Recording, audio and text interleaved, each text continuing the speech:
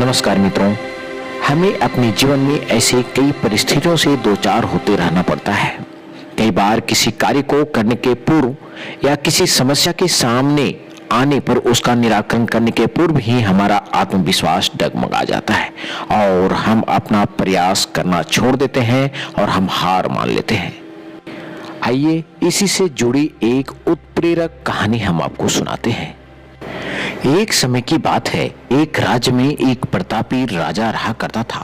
एक दिन उसके दरबार में एक विदेशी आगंतुक आया और उसने राजा को एक सुंदर पत्थर उपहार स्वरूप प्रदान किया। राजा वह पत्थर देखकर बहुत प्रसन्न हुआ। उसने उस पत्थर से भगवान गौतम बुद्ध की प्रतिमा का निर्माण करने का फैसला लिया।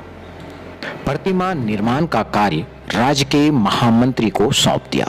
महामंत्री गांव के सर्वश्रेष्ठ मूर्तिकार के पास गया और उसे वह पत्थर देते हुए बोला, महाराज, मंदिर में भगवान गौतम बुद्ध की प्रतिमा स्थापित करना चाहते हैं। 7 दिवस के भीतर इस पत्थर से भगवान गौतम बुद्ध तैयार कर राजमहल पहुंचा देना। इसके लिए तुम्हें 50 स्वर्ण मुद्राएं दी जाएगी। 50 स्वर्ण मुद्राओं की बात सुनकर मूर्तिकार बहुत खुश हुआ और महामंत्री के जाने के उपरांत प्रतिमा का निर्माण कार्य प्रारंभ करने के उद्देश्य से अपने औजार निकाल लिए। उसने औजार में से एक हथौड़ा लिया और पत्थर तोड़ने के लिए उस पत्थर पर बार बार वार करने लगा, किंतु पत्थर जस का तस रहा। मूर्तिकार ने हथौड़े के कई वार पत्थर पर किए, किंतु पत्थर नहीं टूटा। 50 बार प्रयास करने के उपरांत मूर्तिकार ने अंतिम बार प्रयास करने के उद्देश्य से हथौड़ा उठाया, किंतु यह सोचकर हथौड़े प्रहार करने से पूर्व ही अपने हाथ खींच लिया कि जब 50 बार वार करने से पत्थर नहीं टूटा तो क्या आखिरी वार में यह पत्थर टूट पाएगा। वह पत्थर लेकर वापस महामंत्री के पास गया और उसने यह कहकर वापस आया कि यह पत्थर तोड़ना नामुमकिन है, इसलिए इससे मैं भगवान गौतम बुद्ध की प्रतिमा नहीं बना सकता हूँ।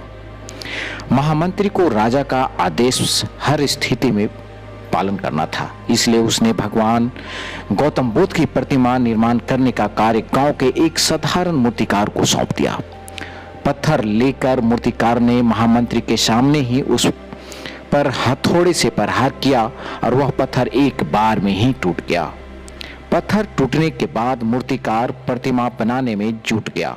इस महामंत्री सोचने लगा कि काश पहले मूर्तिकार ने एक अंतिम प्रयास और किया होता तो वह सफल हो गया होता और पुरस्कार स्वरूप 50 स्वर्ण मुद्राओं का हकदार बन जाता। मित्रों, इस कहानी से हमें यह शिक्षा मिलती है कि आखिरी प्रयास तक जब तक सफलता न मिल जाए तब तक प्रयास करते रहना चाहिए। यदि जीवन में सफलता प्राप्त करनी है तो बार बार असफल होने पर भी तब तक प्रयास करना नहीं छोड़ना चाहिए जब तक सफलता हासिल नहीं हो जाती है।